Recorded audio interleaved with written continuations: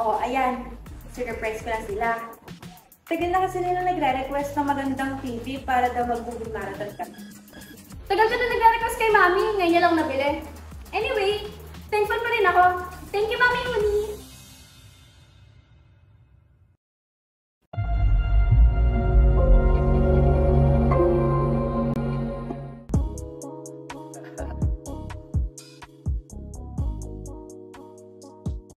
Hi guys! Ayan, bumili ako ng bagong TV kasi nagre-reklamo sila, gusto na nila ng TV sa bagong bahay.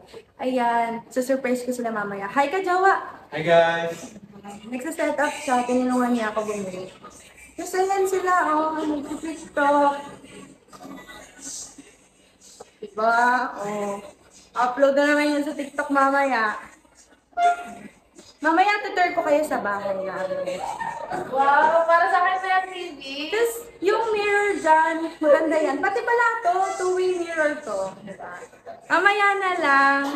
Kasi manonood kami. Bala kong mag-aya ng movie marathon mamaya. Kasi may nakita ko sa TikTok, yung The Boy in Striped Pajamas. So, update ko na lang kayo. And mag-chat ako sa Tororot Fam. Bye! Pepe, papatay ng ilaw. Papatay ng ilaw, Pepe. Akala ko talaga para sa akin yung TV pero di ako pinapansin ng Mami Uni.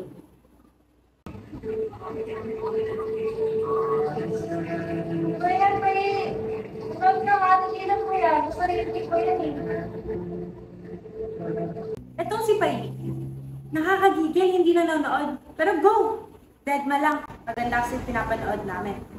About siya sa Holocaust, which was a dark part of our history that involves the genocide of European Jews by the Nazis.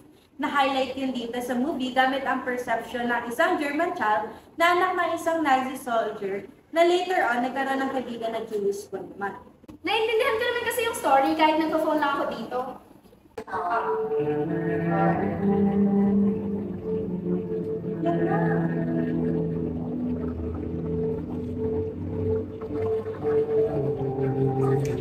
Ito pa si Papi, umalis agad. Maganda nga ito kasi isa tong historical and symbolic film na nagpapakita ng war, prejudice, and hatred that affected the innocence of the children, including Bruno, yung bida ng film at yung naging friend niya na Jew, na si Shmuel. Grabe, symbolism sa film na to. Si Pepe, ewan ko doon, napakapapansin. Pinag-uusapan nga namin sa kanila ni Babe Kainis.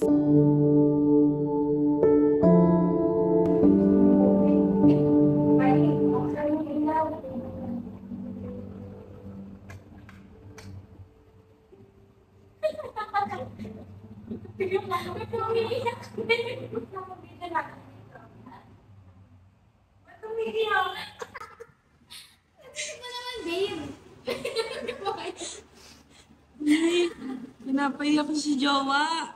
Lagot kayo. Grabe. Ang ganda ng movie, guys. Nayak po talaga ako sa film. Sakit niya. Pero at the same time, ang ganda talaga niya. Because of the symbolism. Isa na doon yung depiction sa sister ni Bruno, na si Greta, where she completely adapted the Nazi ideologies through her clothing, hairstyles, posters of the swastika, symbols in her room. That symbolizes the Nazis' power. Tsaka, every character talaga may buhay. Iyak din talaga ako. Hindi ko na-expect na iyak ako kasi sobrang nakakalungkot talaga yung mga nangyari ng panahon na yun. Tsaka, grabe talaga, may nire-represent talaga bawat frame at object sa film. Gaya na lang sa yung sa fence between Bruno and Shmuel. That represents the difference in their lifestyles. Like sa side ni Bruno, his life is characterized by privilege and safety. Sa side naman ni Shmuel, didepict doon yung oppression and slavery na nararanasan ng mga Jewish people at that time. Sobrang nakaka-mind blown. Like, yung mga symbols na to, grabe kahit yung handshakes nila, may nire-represent and may meaning. Naiyak. Si Jowa. Hindi ba sensitive mo naman yan? Ano ka ba ngayon? Ba't ka nandito, Pepe? Pakayalan mo. Kakatapos lang ng movie, oh. Nagsiiyak ka na kasi na eh. Palibasa ka pumunta Ito naman si Pai, kung makaano eh, parehas lang naman silang hindi nakakapanood. Puro lalaki na lang. Alam niyo kung bakit hindi ko pinapanood? Kasi nabasa ko naman na yung novel. Adaption lang naman yun eh.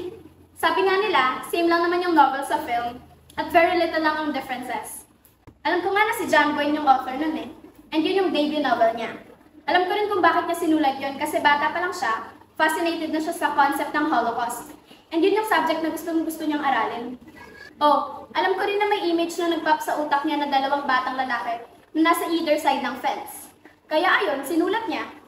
Tapos habang nagsusulat din siya, binabasa niya yung ibang novels like Night and the Periodic Table na tungkol lahat sa mga experiences ng Jews during Holocaust. Diba? Alam ko. Ang eme-eme nitong kapatid ko, kahit kailan talaga makaano wagas eh. Nag-search din naman ako, pero sa author ng film, yung mga nalaman ko. Si Mark Herman, yung director doon at writer ng film, naging same agency din siya dun sa author ng novel. Binigyan agad siya ng copy ng novel, kahit na di pa na-publish.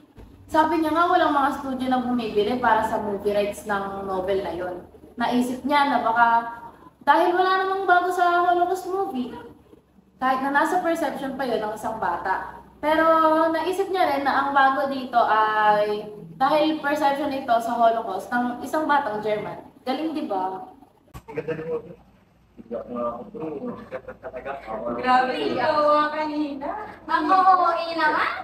Ito naman si Bay, hindi naman nanood. Alam ko na kasi yan. Si Papi nga eh. Aalis-alis pa.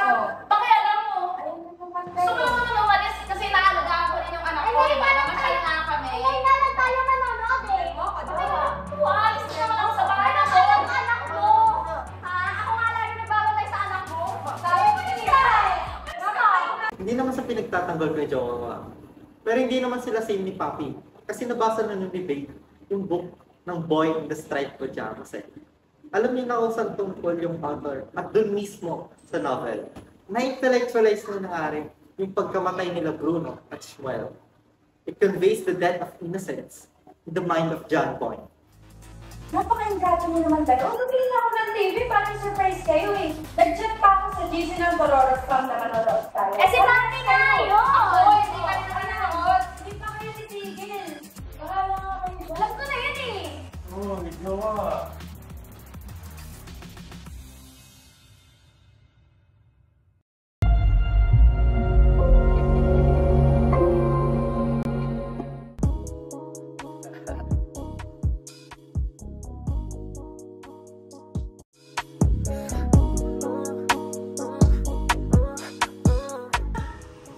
Alam ko na yun eh.